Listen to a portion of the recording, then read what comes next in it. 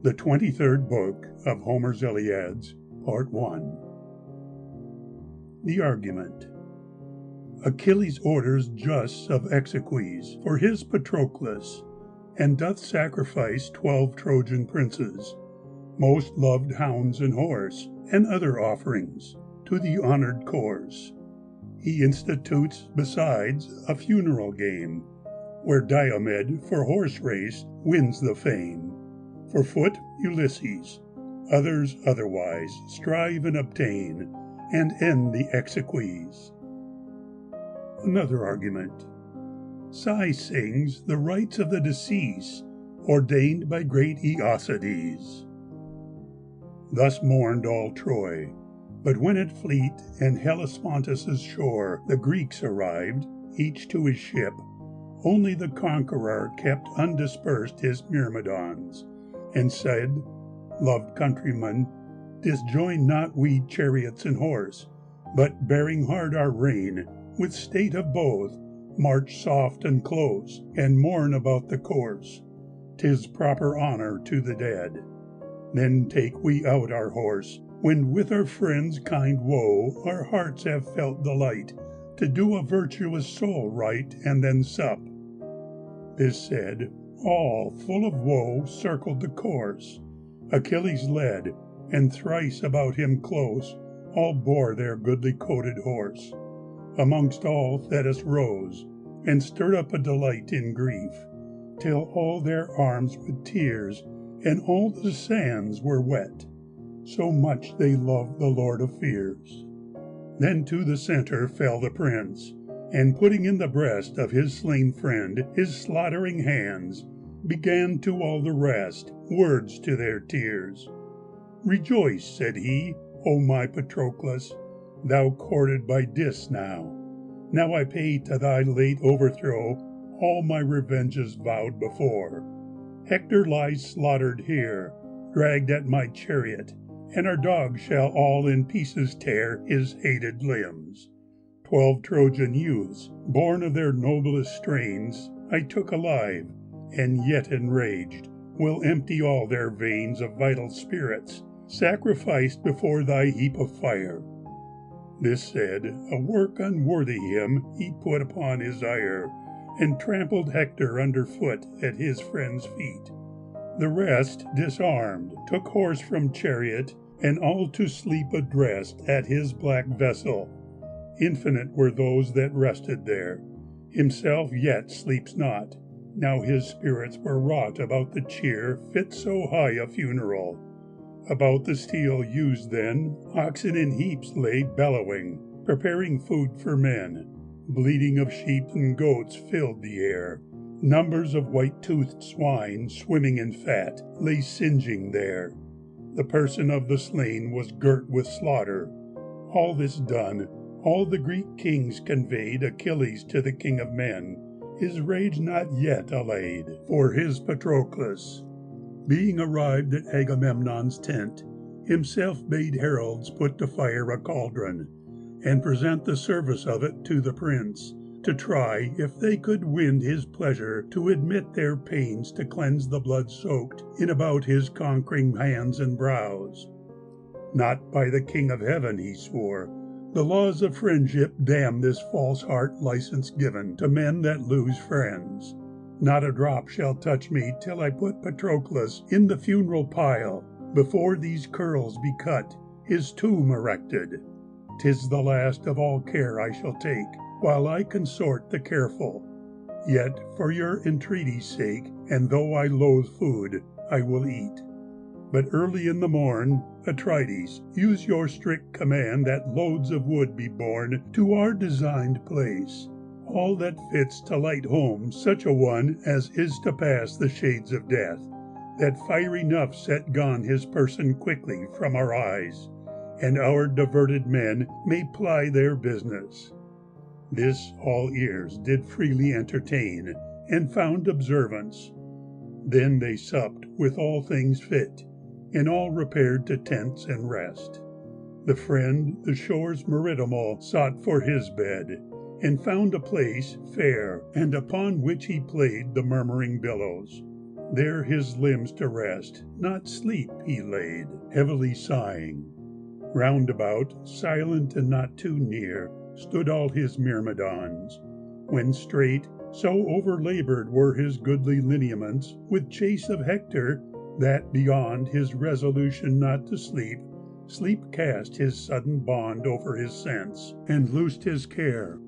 Then of his wretched friend the soul appeared.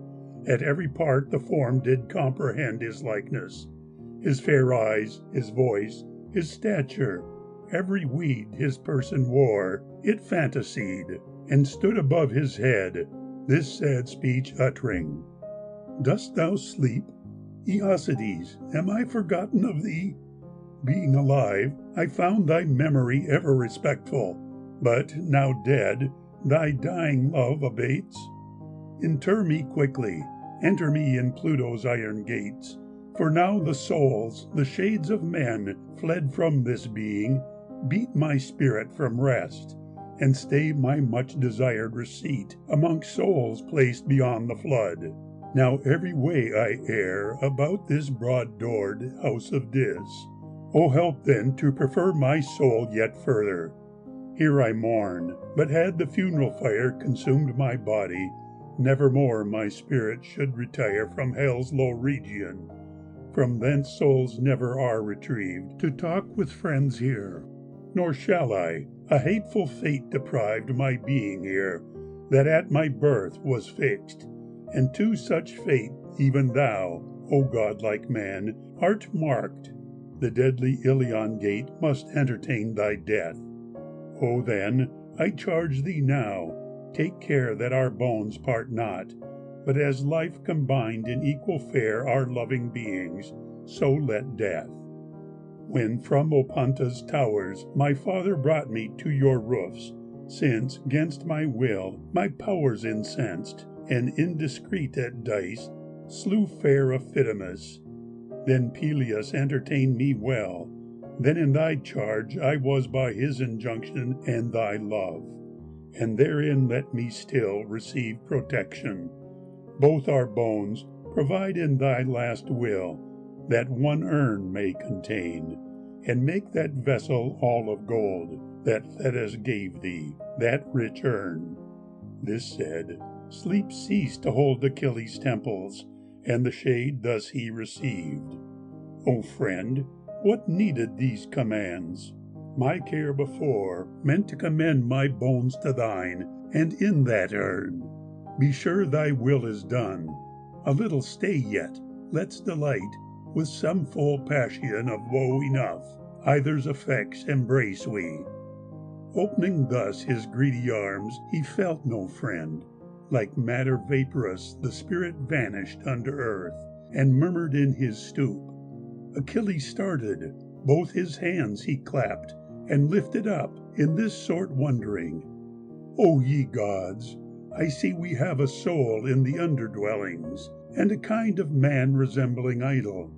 The soul's seat yet, all matter felt, stays with the carcass here. O friends, hapless Patroclus' soul did all this night appear, weeping and making moan to me, commanding everything that I intended towards him, so truly figuring himself at all parts as was strange. This accident did turn to much more sorrow, and begat a greediness to mourn in all that heard.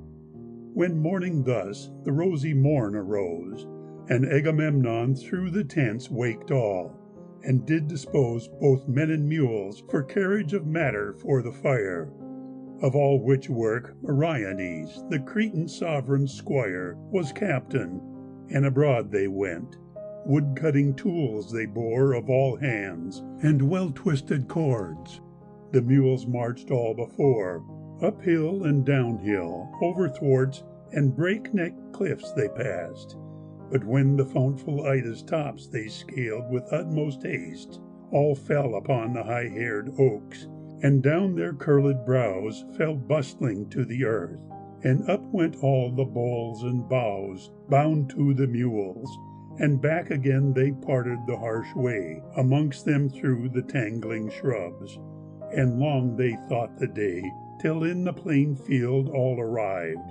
For all the woodmen bore logs on their necks, Meriones would have it so. The shore at last they reached yet, and then down their carriages they cast, and sat upon them, where the son of Peleus had placed the ground for his great sepulchre, and for his friends in one. They raised a huge pile, and to arms went every Myrmidon, charged by Achilles. Chariots and horse were harnessed, fighters and charioteers got up, and they the sad march led, a cloud of infinite foot behind. In midst of all was borne Patroclus' person by his peers. On him were all heads shorn, even till they covered him with curls. Next to him marched his friend, embracing his cold neck all sad, since now he was to send his dearest to his endless home. Arrived all where the wood was heaped for funeral, they sat down. Apart Achilles stood, and when enough wood was heaped on, he cut his golden hair, long kept for Spercheius the flood, in hope of safe repair to Phthia by that river's power, but now left hopeless thus, enraged, and looking on the sea, he cried out, Spercheius, in vain my father's piety vowed, at my implored return to my loved country, that these curls should on thy shores be shorn, besides a sacred hecatomb, and sacrifice beside of 50 wethers, at whose founts, where men have edified a lofty temple, and perfumed an altar to thy name, there vowed he all these offerings. But fate prevents thy fame, his hopes not suffering satisfied. And since I nevermore shall see my loved soil, my friend's hands shall to the Stygian shore convey these tresses. Thus he put in his friend's hands the hair, and this bred fresh desire of moan. And in that sad affair the sun had set amongst them all, had Thetis' son not spoke thus to Atrides, King of men, thy aid I still invoke, since thy command all men still hear. Dismiss thy soldiers now, and let them victual, they have mourned sufficient. 'Tis we owe the dead this honour, and with us let all the captains stay. This heard, Atrides instantly the soldiers sent away. The funeral officers remained, and heaped on matter still, till of 100 foot about they made the funeral pile, in whose hot height they cast the corse, and then they poured on tears, numbers of fat sheep, and like store of crooked-going steers, they slew before the solemn fire, stripped off their hides and dressed, of which Achilles took the fat, and covered the deceased from head to foot, and round about he made the officers pile the beasts' naked bodies, vessels full of honey and oil poured in them, laid upon a bier, and cast into the fire. 4 goodly horse, and of 9 hounds, 2 most in the desire of that great prince, and trencher fed. All fed that hungry flame. 12 Trojan princes last stood forth, young and of toward fame, all which, set on with wicked spirits, there strook he, there he slew, and to the iron strength of fire their noble limbs he threw. Then breathed his last sighs, and these words, Again rejoiced, my friend, even in the joyless depth of hell. Now give I complete end to all my vows. Alone thy life sustained not violence. 12 Trojan princes wait on thee, and labour to incense thy glorious heap of funeral. Great Hector I'll excuse, the dogs shall eat him. These high threats performed not their abuse. Jove's daughter Venus took the guard of noble Hector's course, and kept the dogs off night and day, applying sovereign force of rosy balms that to the dogs were horrible in taste, and with which she the body filled. Renowned Apollo cast a cloud from heaven, lest the sun the nerves and lineaments might dry and putrefy, and now some powers denied consents to this solemnity. The fire, for all the oily fuel it had injected, would not burn, And then the loving cruel studied for help, and standing off, invoked the two fair winds, Zephyr and Boreas, to afford the rage of both their kinds to aid his outrage. Precious gifts his earnest zeal did vow, poured from a golden bowl much wine, and prayed them both to blow, that quickly his friend's course might burn, and that heap's sturdy breast embrace consumption. Iris heard. The winds were at a feast, all in the court of Zephyrus, that boisterous blowing air, gathered together. She that wears the 1,000-colored hair flew thither, standing in the porch. They, seeing her, all arose, called to her, every one desired she would a while repose, and eat with them. She answered, No, no place of seat is here. Retreat calls to the ocean and Ethiopia, where a hecatomb is offering now to heaven, and there I must partake the feast of sacrifice. I come to signify that Thetis' son implores your aids, princes of north and west, with vows of much fair sacrifice, if each will set his breast against his heap of funeral, and make it quickly burn. Patroclus lies there, whose decease all the Achaeans mourn. She said and parted, and outrushed with an unmeasured roar those two winds, tumbling clouds in heaps, ushers to either's blore, and instantly they reached the sea. Up flew the waves, the gale was strong, reached fruitful Troy, and full upon the fire they fall. The huge heap thundered, all night long from his choked breast they blew a liberal flame up, and all night swift-foot Achilles threw wine from a golden bowl on earth, and steeped the soil in wine, still calling on Patroclus' soul. No farther could incline more to a son most dear, nor more mourn at his burned bones, than did the great prince to his friend at his combustions, still creeping near and near the heap, still sighing, weeping still. But when the day-star looked abroad, and promised from high hill light, which the saffron morn made good, and sprinkled on the seas, then languished the great pile, then sunk the flames, and then calm peace turned back the rough winds to their homes. The Thracian billow rings, their high retreat ruffled with cuffs of their triumphant wings. Pylades then forsook the pile, and to his tired limb choosed place of rest, where laid sweet sleep fell to his wish on him, when all the king's guard, waking then, perceiving will to rise in that great session, hurried in, and oped again his eyes with tumult of their troop and haste. A little then he reared his troubled person, sitting up, and this affair referred to wished commandment of the kings.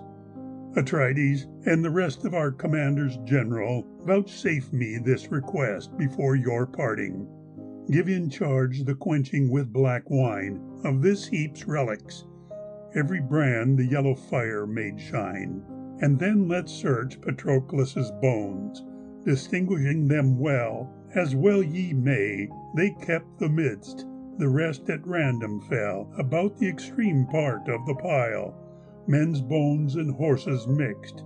Being found, I'll find an urn of gold to enclose them, and betwixt the air and them 2 kells of fat lay on them, and to the rest commit them, till mine own bones seal our love, my soul deceased.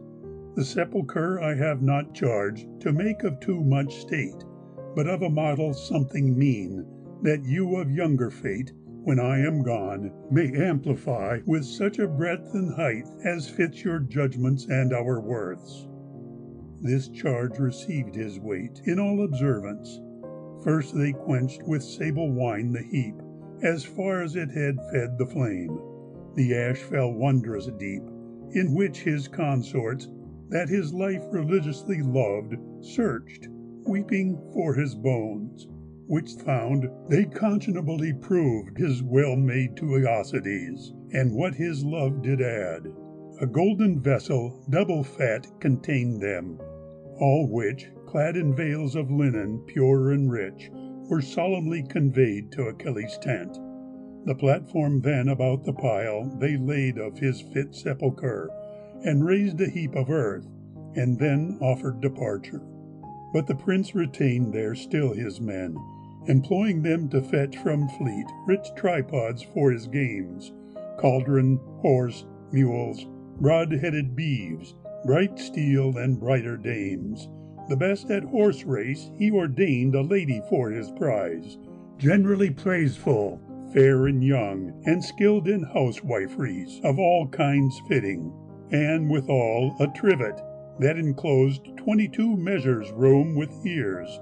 The next prize he proposed was that which then had high respect, a mare of 6 years old, unhandled, horsed with a mule, and ready to have foaled. The third game was a cauldron, new, fair, bright, and could for size contain 2 measures.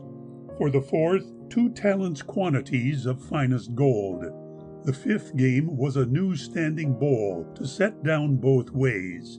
These brought in, Achilles then stood up and said, Atrides and my lords, chief horsemen of our host, these games expect ye. If myself should interpose my most for our horse race, I make no doubt that I should take again these gifts proposed. Ye all know well of how divine a strain my horse are, and how eminent. Of Neptune's gifts they are to Peleus, and of his to me. Myself then will not share in gifts given others, nor my steeds breathe any spirit to shake their airy pasterns, so they mourn for their kind guider's sake. Late lost, that used with humorous oil to slick their lofty manes, clear water having cleansed them first, and his bane being their banes, those lofty manes now strew the earth, their heads held shaken down. You then that trust in chariots, and hope with horse to crown your conquering temples, gird yourselves. Now fame and prize stretch for all that have spirits. This fired all. The first competitor was King Eumelus, whom the art of horsemanship did grace, son to Admetus. Next to him rose Diomed to the race, that under reins ruled Trojan horse, of late forced from the son of Lord Anchises, himself freed of near confusion by Phoebus. Next to him set forth the yellow-headed king of Lacedaemon, Jove's high seed, and in his managing Podargus and swift Ethe trod, steeds to the king of men. Ethe given by Echepolus, the Anchisiaden, as bribe to free him from the war resolved for Ilion. So delicacy feasted him, whom Jove bestowed upon a mighty wealth. His dwelling was in broad Sicyon. Old Nestor's son Antilochus was fourth for chivalry in this contention. His fair horse were of the Pylian breed, and his old father, coming near, informed him for good speed with good race notes, in which himself could good instruction give. Antilochus, though young thou art, yet thy grave virtues live beloved of Neptune and of Jove. Their spirits have taught thee all the art of horsemanship, for which the less thy merits fall in need of doctrine. Well thy skill can wield a chariot in all fit turnings, yet thy horse their slow feet handle not as fits thy manage, which makes me cast doubts of thy success. I well know all these are not seen in the art of this address more than thyself. Their horses yet superior are to thine for their parts. Thine wants speed to make discharge of a design to please an artist. But go on, show but thy art and heart at all points, and set them against their horses' heart and art. Good judges will not see thee lose. A carpenter's desert stands more in cunning than in power. A pilot doth avert his vessel from the rock, and wrack, tossed with the churlish winds, by skill, not strength. So sorts it here. One charioteer that finds want of another's power in horse must in his own skill set an overplus of that to that, and so the proof will get skill, that still rests within a man, more grace than power without. He that in horse and chariot trusts is often hurled about this way and that, unhandsomely, all heaven wide of his end.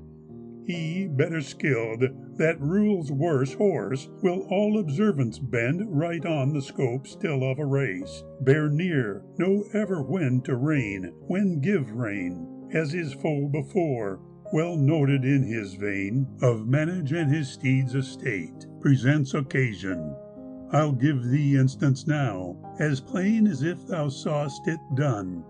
Here stands a dry stub of some tree, a cubit from the ground. Suppose the stub of oak or larch, for either are so sound that neither rots with wet. 2 stones, white, mark you, white for view, parted on either side the stub, and these lay where they drew the way into a straight, the race betwixt both lying clear.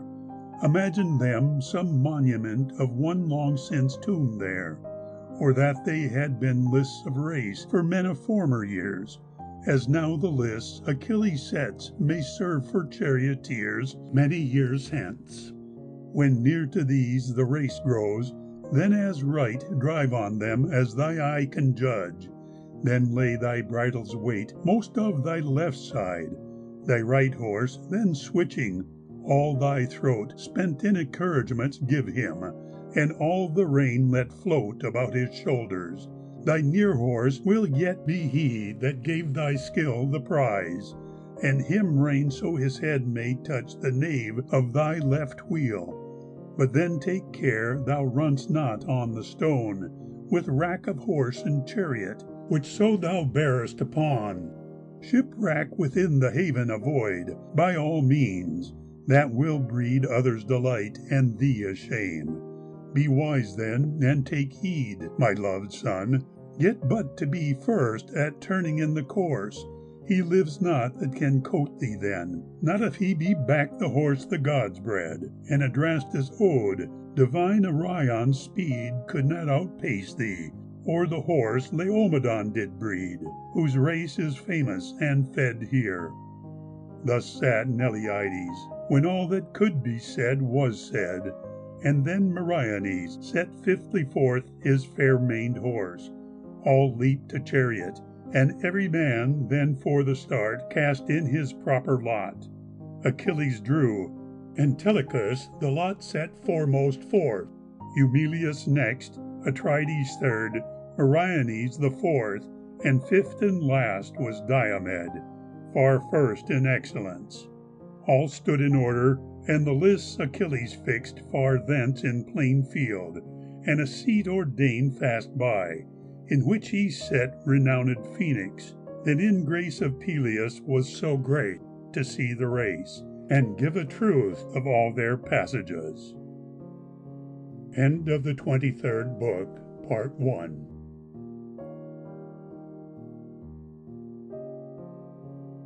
The 23rd book of Homer's Iliads, Part 2. All start together, scourged and cried, and gave their business study and order. Through the field they held a winged pace, beneath the bosom of their steeds a dust so dim the race. It stood above their heads in clouds, or like to storms amazed. Manes flew like ensigns with the wind. The chariots sometime grazed, and sometimes jumped up to the air, yet still sat fast the men, their spirits even panting in their breasts with fervor to obtain. But when they turned to fleet again, then all men's skills were tried, then stretched the pasterns of their steeds. Eumelus' horse in pride still bore their sovereign. After them came Diomed's coursers close, still apt to leap their chariot, and ready to repose upon the shoulders of their king their heads. His back even burned with fire that from their nostrils flew, and then their lord had turned the race for him, or given it doubt, if Phoebus had not smit the scourge out of his hands, and tears of helpless wrath with it from forth his eyes, to see his horse for want of scourge made slow, and the others, by Apollo's help, with much more swiftness go. Apollo's spite Pallas discerned, and flew to Tydeus' son, His scourge reached, and his horse made fresh, then took her angry run at King Eumelus. Brake his gears, his mares on both sides flew, his draught tree fell to earth, and him the tossed-up chariot threw down to the earth. His elbows torn, his forehead, all his face struck at the centre, his speech lost. And then the turned race fell to Tydides, before all his conquering horse he drave. And first he glittered in the race. Divine Athenia gave strength to his horse, and fame to him. Next him drave Sparta's king. Antilochus his father's horse then urged, with all his sting of scourge and voice. "Run low," said he, "stretch out your limbs and fly. With Diomed's horse I bid not strive, nor with himself strive I. Athenia wings his horse, and him renowns. Atrides' steeds are they ye must not fail but reach, and soon, lest soon succeeds the blot of all your fames. To yield in swiftness to a mare, to female Ethe, what's the cause, ye best that ever were, that thus ye fail us? Be assured that Nestor's love ye lose forever if ye fail his son. Through both your both sides goes his hot steel, if ye suffer me to bring the last prize home. Haste, overtake them instantly, we needs must overcome. This harsh way next us, this my mind will take, this I despise for peril, this I'll creep through. Hard the way to honor lies, and that take I, and that shall yield." His horse by all this knew he was not pleased, and feared his voice, and for a while they flew. But straight more clear appeared the strait Antilochus foresaw. It was a gasp the earth gave, forced by humours cold and raw, poured out of winter's watery breast, met there, and cleaving deep all that near passage to the lists. This Nestor's son would keep, and left the roadway, being about. Atrides feared and cried, "Antilochus, thy course is mad, contain thy horse, we ride away most dangerous. Turn head, betime take larger field, we shall be splitted." Nestor's son with much more scourge impelled his horse for this, as if not heard, and got as far before as any youth can cast a quoit. Atrides would no more, he back again, for fear himself his goodly chariot and horse together strewed the dust, in being so dusty hot of thirsted conquest. But he chid, at parting passing sore. "Antilochus," said he, "a worse than thee earth never bore. Farewell, we never thought thee wise that were wise, but not so without oaths shall the wreath, be sure, crown thy mad temples. Go." Yet he bethought him, and went too, thus stirring up his steeds. "Leave me not last thus, nor stand vexed. Let these fail in the speeds of feet and knees, not you. Stand these old jades, pass the flower of youth that you have, pass you." This the horse feared, and more power put to their knees, straight getting ground. Both flew, and so the rest all came in smokes like spirits. The Greeks, set to see who did best, without the race aloft, now made a new discovery, other than that they made at first. Idomeneus's eye distinguished all. He knew the voice of Diomed, seeing a horse of special mark, of colour bay, and was the first in course, his forehead putting forth the star, round like the moon and white. Up stood the Cretan, uttering this, "Is it alone my sight, princes and captains, that discerns another lead the race with other horse than led of late? Eumelus made most pace with his fleet mares, and he began the flexure as we thought. Now all the field I search, and find nowhere his view. Hath naught befallen amiss to him? Perhaps he hath not with success performed his flexure, his reins lost, or seat, or with the tress his chariot failed him, and his mares have outrayed with affright. Stand up, try your eyes, for mine hold with the second sight. This seems to me the Aetolian king. the Tydean Diomed. To you it seems so, rustically Ajax Oileus said. Your words are suited to your eyes. Those mares lead still that led. Eumelus owes them, and he still holds reign and place that did, not fallen as you hoped. You must prate before us all, though last in judgment of all. Ye are too old, your tongue goes still too fast. You must not talk so. Here are those that better thee, and look for first place in the censure. This Idomeneus took in much disdain, and thus replied, Thou best in speeches worst, barbarous languaged. Others here might have reproved me first, not thou, unfitst of all. I bold a tripod with thee here, or cauldron, and our general make our equal arbiter. Those horse are first, that when you payest thou, then mayest know. This fired Oiliades more, and more than words this quarrel had inspired, had not Achilles rose, and used this pacifying speech. No more, away with words in war, it toucheth both with breach of that which fits ye. Your desert should others reprehend that give such foul terms. Sit ye still, the men themselves will end the strife betwixt you instantly, and either's own load bear on his own shoulders. Then to both the first horse will appear, and which is second. These words used, Tydides was at hand.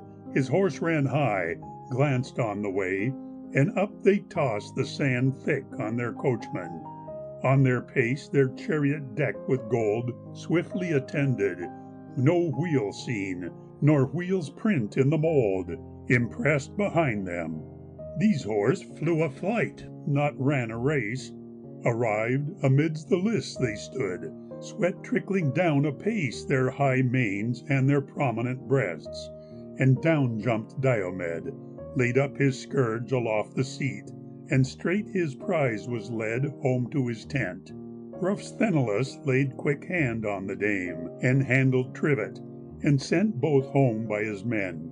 Next came Antilochus, that one with wiles, not swiftness of his horse, precedence of the gold-locked king, who yet maintained the course so close that not the king's own horse gat more before the wheel of his rich chariot, that might still the insecution feel with the extreme hairs of his tail, and that sufficient close held to his leader, no great space it let him interpose, considered in so great a field, that Nestor's wily son gat of the king, now at his heels.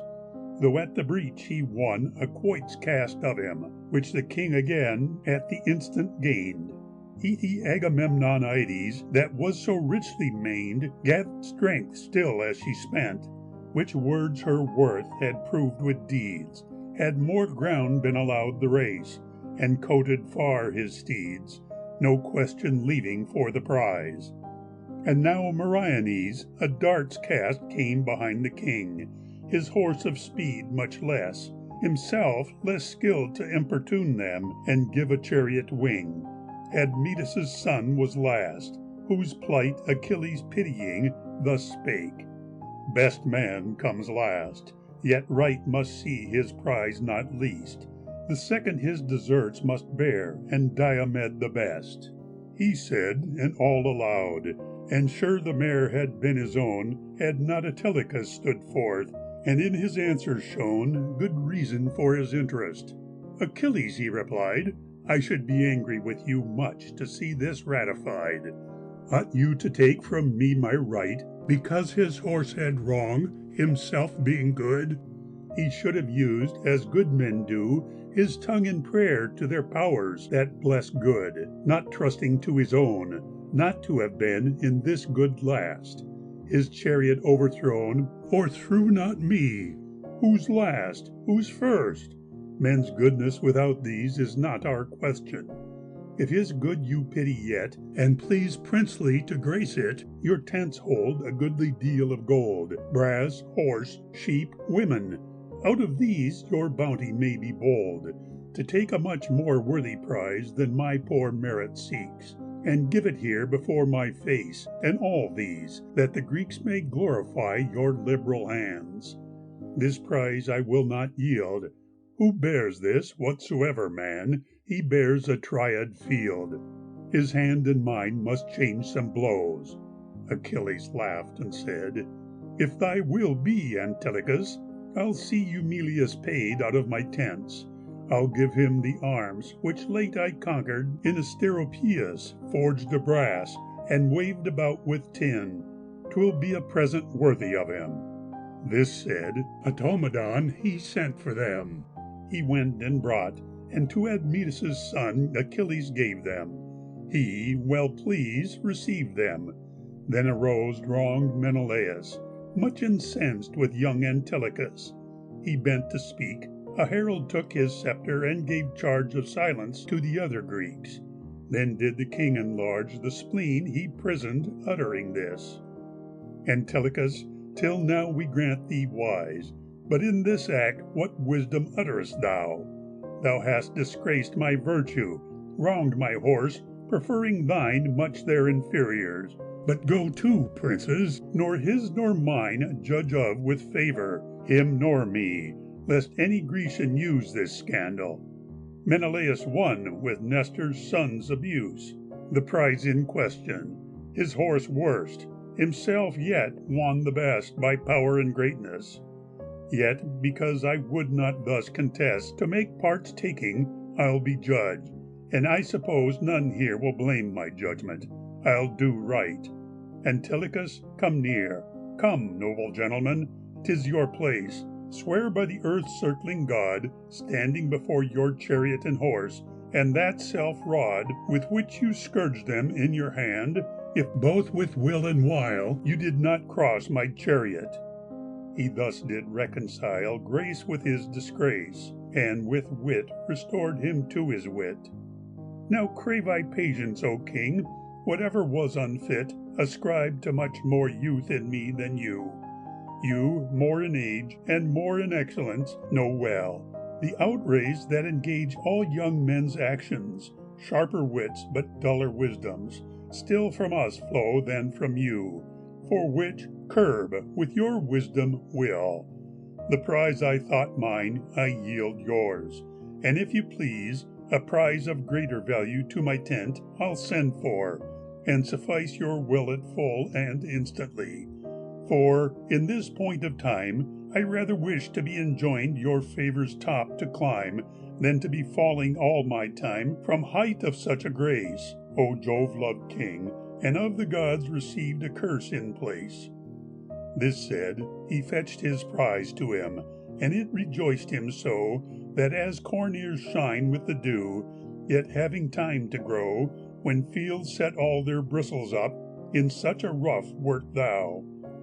O Menelaus, answering thus, Antilochus, I now, though I were angry, yield to thee, because I see thee hadst wit, when I thought not thy youth hath got the mastery of thy spirit. And yet, for all this, 'tis more safe not to abuse at all great men, than, venting, trust to wit to take up what may fall. For no man in our host beside had easily calmed my spleen, stirred with like tempest. But thyself hast a sustainer been of much affliction in my cause. So thy good father too, and so thy brother. At thy suit, I therefore let all go. Give thee the game here, though mine own, that all these may discern King Menelaus bears a mind at no part proud or stern. The king thus calmed, Antilochus received, and gave the steed to loved Noemon to lead thence, and then received beside the cauldron. Next, Meriones, for fourth game, was to have 2 talents gold. The fifth, unwon, renowned Achilles gave to reverend Nestor, being a bowl to set on either end, which through the press he carried him. Receive, said he, old friend, this gift as funeral monument of my dear friend deceased, whom never you must see again. I make it his bequest to you as, without any strife, obtaining it from all. Your shoulders must not undergo the churlish whirlbat's fall. Wrestling is past you, strife in darts, the foot's celerity. Harsh age in his years fetters you, and honor sets you free. Thus he gave it.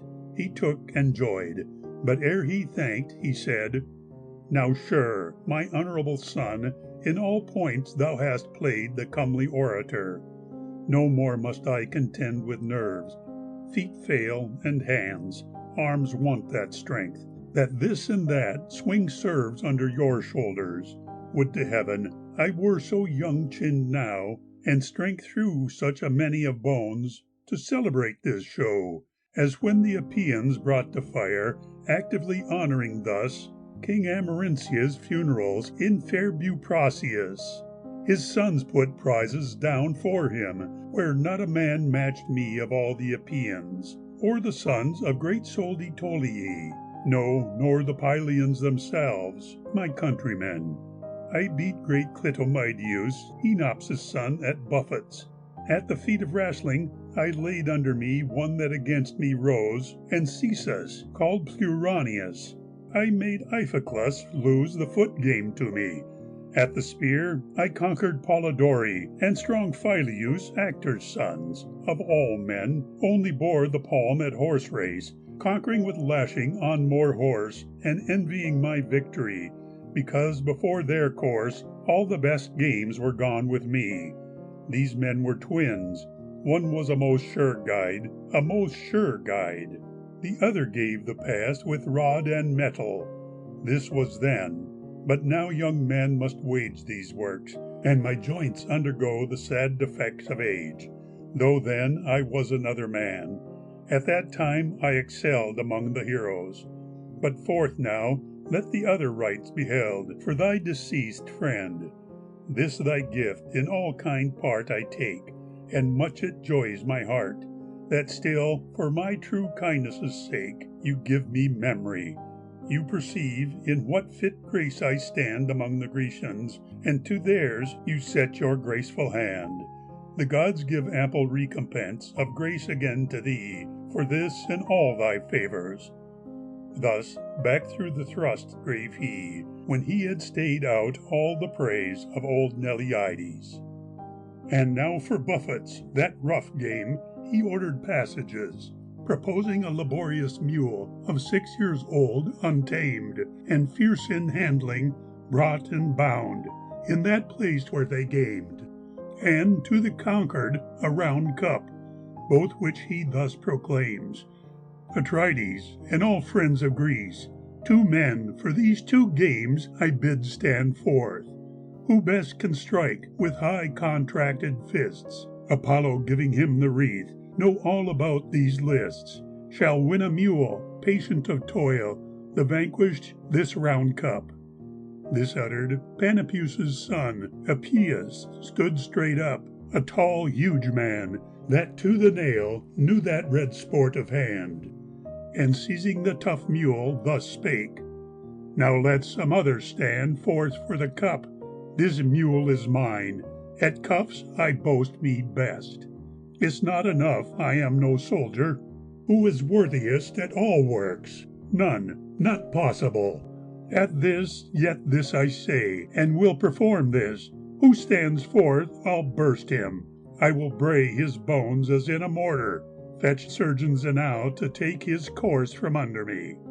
This speech did all men silent make. At last stood forth Euryalus, a man godlike, and son to King Mecisteus, the grandchild of honored Teleon. He was so strong that, coming once to Thebes, when Oedipus had like rites solemnized for him, he went victorious from all the Thebans. This rare man Tydides would prepare, put on his girdle ox-hide cords, fair wrought, and spent much care that he might conquer, heartened him and taught him tricks. Both dressed fit for the affair, both forth were brought, then breast opposed to breast, fists against fists rose, and they joined, rattling of jaws was there, gnashing of teeth, and heavy blows dashed blood out everywhere. At length Epeius spied clear way, rushed in, and such a blow drave underneath the other's ear, that his neat limbs did strow the knocked earth. No more legs had he, But as a huge fish laid near to the coal weed gathering shore is with a north flaw frayed, shoots back and in the black deep hides, so sent against the ground was foiled Euryalus, his strength so bid in more profound deeps of Aepeus, who took up the entranced competitor, about whom rushed a crowd of friends, that through the cluster bore his faltering knees, he spitting up thick clods of blood, his head tottered of one side, his sense gone, when, to a by-place led, thither they brought him the round cup. Pelides then set forth prize for a wrastling, to the best a trivet, that was worth 12 oxen, great and fit for fire. The conquered was to obtain a woman excellent in works, her beauty and her gain prized at 4 oxen. Up he stood, and thus proclaimed, "Arise, you wrestlers, that will prove for these." Outstepped the ample size of mighty Ajax, huge in strength. To him Laertes' son, the crafty one, as huge and slight. Their ceremony done of making ready, forth they stepped, catch elbows with strong hands, and as the beams of some high house cracked with a storm, yet stands the house, being built by well-skilled men, so cracked their backbones, wrenched with horrid twitches. In their sides, arms, shoulders, all bepinched, ran thick the wails, red with the blood, ready to start out. Both longed for the conquest and the prize, yet showed no play, being loath to lose both. Nor could Ithacus stir Ajax, nor could he hail down Ulysses, being more strong than with mere strength to be hurled from all vantage of his sleight. Tired then, with tugging play, great Ajax Telamonius said, "Thou wisest man, or lay my face up, or let me lay thine. Let Jove take care for these." This said, he hoisted him up to air, when Laertiades his wiles forgat not. Ajax' thigh he struck behind, and flat he on his back fell, on his breast Ulysses. Wondered at was this of all stood amazed. Then the much suffering man, divine Ulysses, at neck's close the Telamonian a little raised from earth, not quite, but with his knees implied locked legs, and down fell both on earth, close by each other's side, both filled with dust, but starting up, the third close they had made, had not Achilles' self stood up, restraining them, and bade, "No more tug one another thus, nor moil yourselves, receive prize equal, conquest crowns ye both, the list to others leave." They heard and yielded willingly, brushed off the dust, and on put others' vests. Pelides then, to those that swiftest run, proposed another prize, a bowl, beyond comparison, both for the size and workmanship, past all the bowls of earth. It held 6 measures, silver all, but had his special worth for workmanship, receiving form from those ingenious men of Sidon. The Phoenicians made choice, and brought it then along the green sea, giving it to Thoas. By degrees it came to Euneus, Jason's son, who young Priamides, Lycaon, of Achilles' friend, bought with it. And this here Achilles made best game for him, that best his feet could bear. For second he proposed an ox, a huge one, and a fat, and half a talent gold for last. These thus he set them at. "Rise, you that will assay for these." Forth stepped Iliades. Ulysses answered, and the third was, one esteem past these for footmanship, Antilochus. All ranked, Achilles showed the race scope. From the start they glid. Iliades bestowed his feet the swiftest.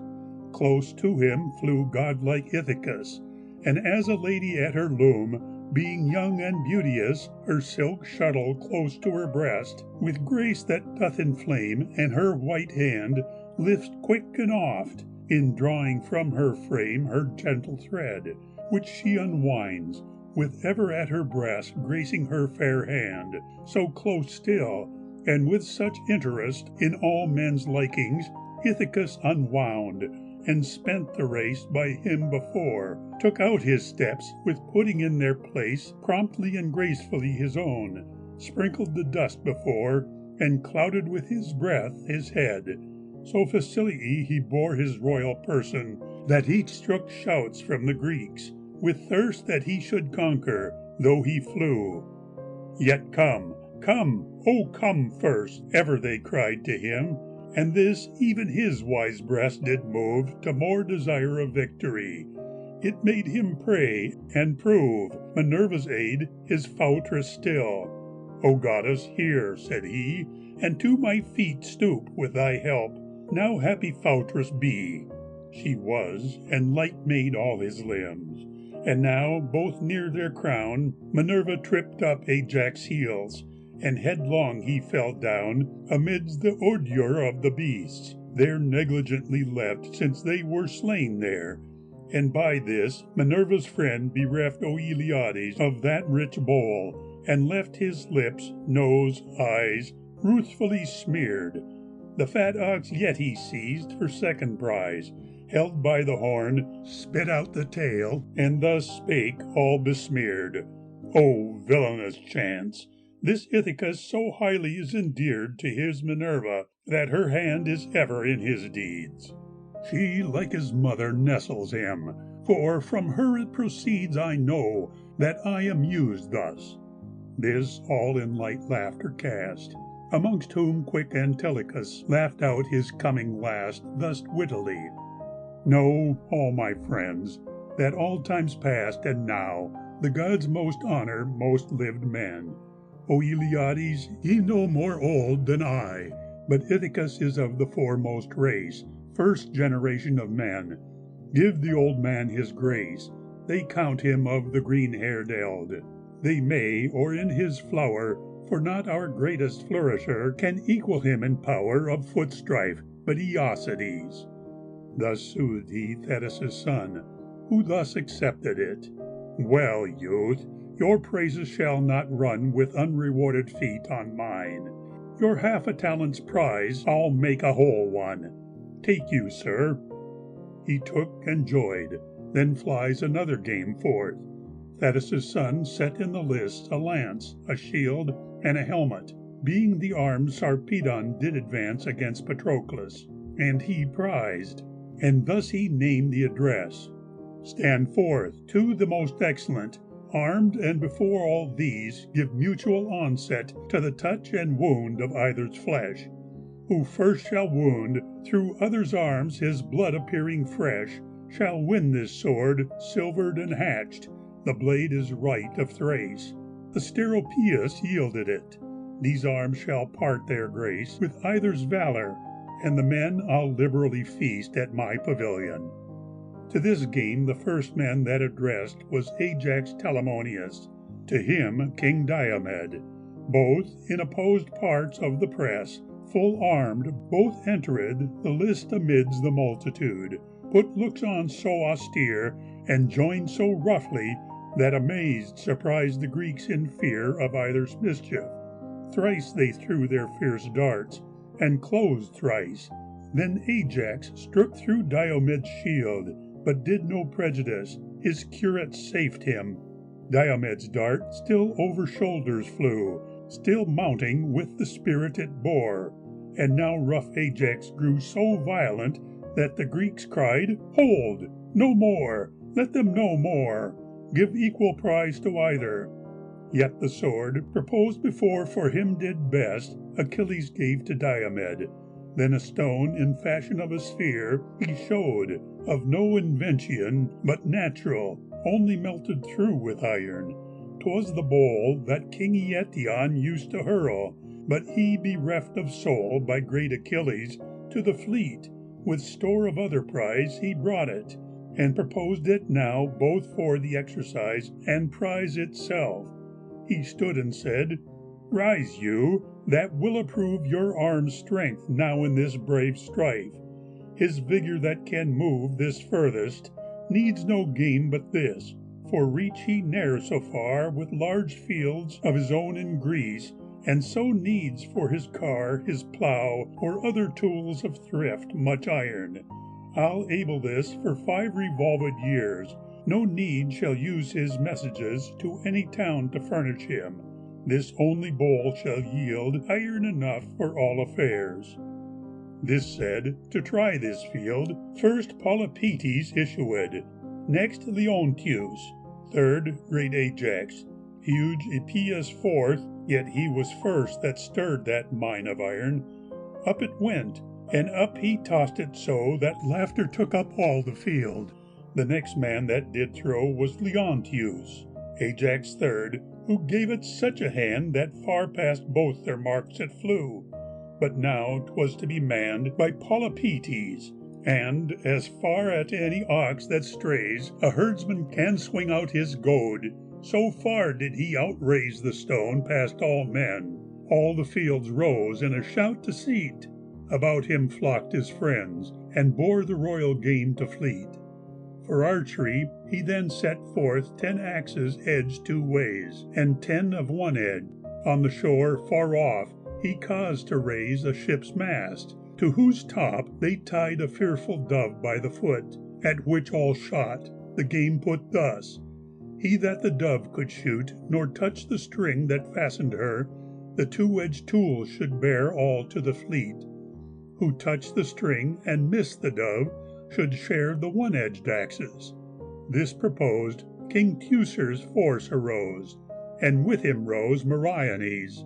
And now lots must dispose their shooting first, both which let fall into a helm of brass. First Teucer's came, and first he shot, and his cross fortune was to shoot the string, the dove untouched. Apollo did envy his skill, since not to him he vowed, being god of archery, a first fallen lamb. The bitter shaft yet cut into the cord that down fell, and the dove aloft up to the welkin soared. The Greeks gave shouts. Meriones first made a hearty vow to sacrifice the first fallen lamb to him that rules the bow, and then fell to his aim. His shaft being ready knocked before, he spied her in the clouds, that here, there, everywhere did soar. Yet at her height he reached her side, struck her quite through, and down the shaft fell at his feet. The dove the mast again did crown, there hung the head, and all her plumes were ruffled, she stark dead. And there far off from him she fell. The people wondered, and stood astonished, the archer pleased. Eocide then shows a long lance, and a cauldron new, engrailed with 20 hues prized at an ox. These games were showed for men at darts, and then uprose the general of all, uprose the king of men, uprose late-crowned Meriones. Achilles, seeing the king do him this grace, prevents more deed, his royal offering thus interrupting. King of men, we well conceive how far thy worth superior is to all, how much most singular thy power is, and thy skill in darts. Accept then this poor prize without contention, and, your will pleased with what I advise, afford Meriones the lance. The king was nothing slow to that fit grace. Achilles then the brass lance did bestow on good Meriones. The king his present would not save, but to renowned Talthybius the goodly cauldron gave. End of the 23rd book, Part 2.